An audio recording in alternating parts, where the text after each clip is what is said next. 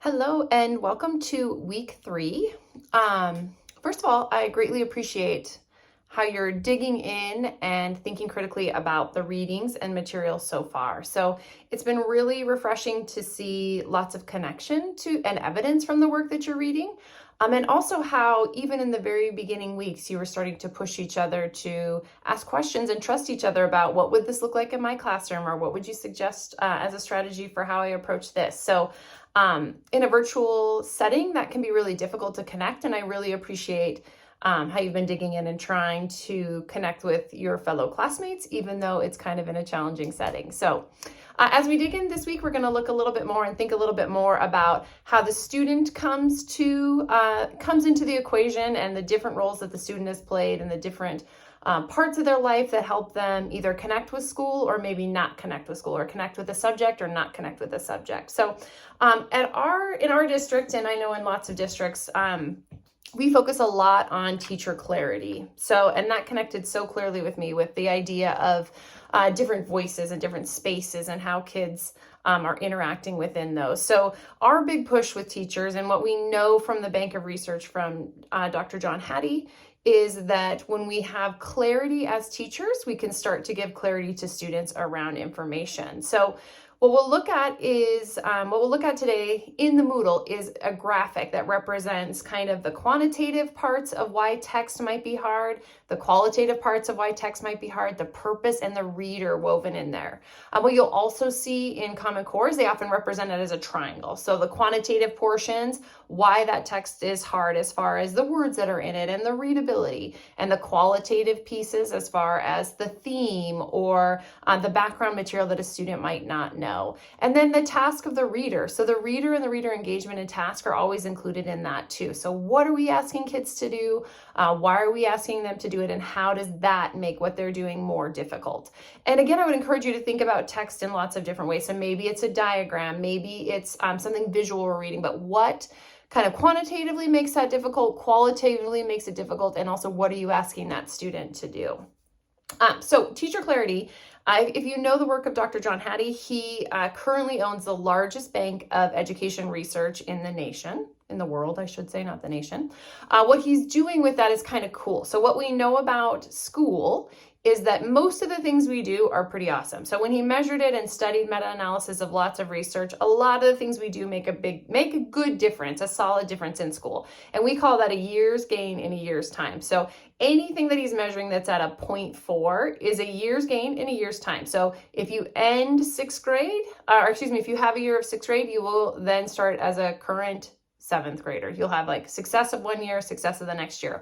What we're trying to do with his work is actually look at things that are above 0.4, especially for our students that are struggling. So we're trying to close that gap by doing more than a year's gain. And one of the big pieces that always sticks out in his work is collective teacher efficacy, which I love, which just means that's our PLC models. It's teachers working together and helping each other think about what does make this text hard, or what does make this problem hard, and what strategies do you use to approach that with students. What we're going to talk a little bit about today is teacher clarity. And so clarity really hinges around the idea, it has a 0.85, so 2 times the amount of growth that we see in a typical year.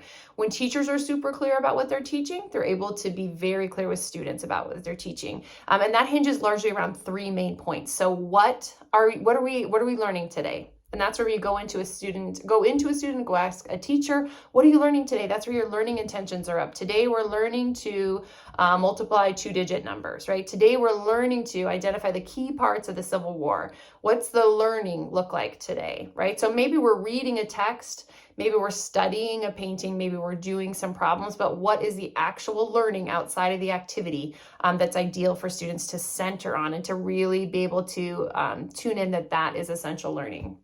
Then we always push people to say, why are we learning this? And this comes into students in different spaces, right? Like, why are we actually learning this today? And a compelling why is important for the teacher, and it's super important to kids.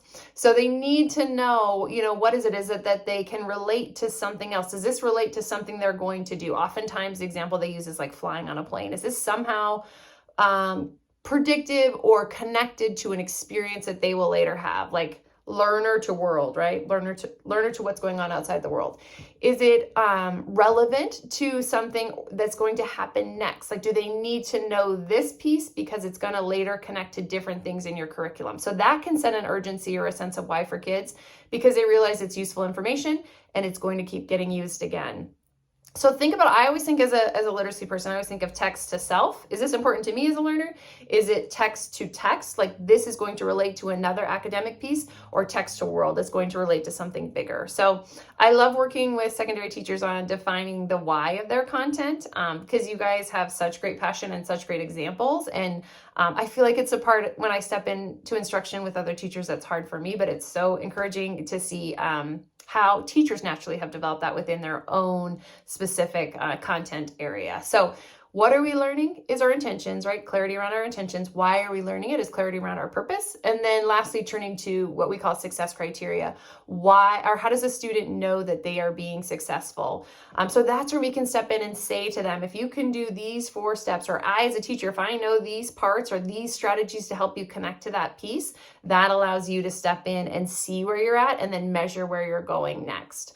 So I think when we look at these things and they feel complex, part of it is being able to break down the pieces really, really well in order to ourselves reassure what are the little steps to help kids get there. And as students, help them reassure, okay, this is a complex area, or this is a complex text or a complex diagram. Like, these are the steps that we're going to do to be able to get there. So teacher clarity, I'm going to attach just a handout of John Hattie's 250 like most researched areas. It's pretty interesting stuff. So I think I love to go back to this when we are just thinking about instruction and thinking about pedagogy and thinking about the things we do in our classroom and what has shown through research to be helpful, and what is showing to actually not help our cause at all. So I encourage you to look at that and think about in the realm of what you're doing. This week, you're going to be digging into some chapters out of our main text from Dwyer's. Chapter 4 will take you right to your content area where you can isolate and think deeply about your own material. The Common Core standards are also attached. Hopefully these are very familiar, but if not, I'm excited for you to explore them. Outside of your content area, we're going to put the literacy cross-cutting standards. These are standards that help us see, within our field in technical studies or in history or any of those, how does it also connect back to literacy?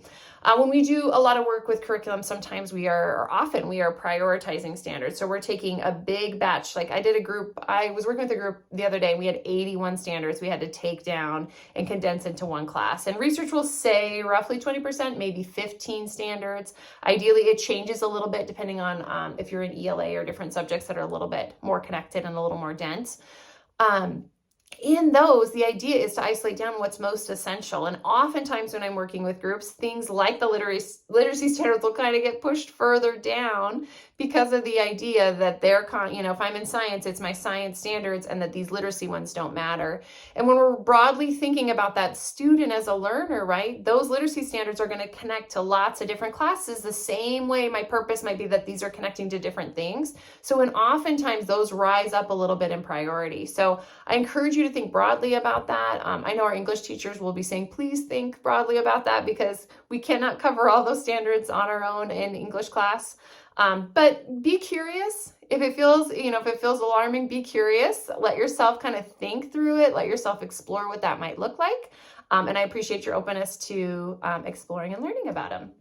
I did split you up into groups today. You will see further down in the material, you're split into 2 groups. We'll just make one chain where one group can respond, and another thread, where another group can respond. Just a way to try to break it up and get you connecting. I really, really enjoy people being able to collaborate and work together. And I know sometimes this environment doesn't always provide that. So we'll try it out, see how it goes. I also appreciate if you've signed up to be a discussion leader. I have tried to email everybody that signed up their materials ahead of time, and I'll get to anybody really soon that has recently just signed up and if we've missed you. So as always, be curious. Thank you for collaborating with each other, and reach out with any questions.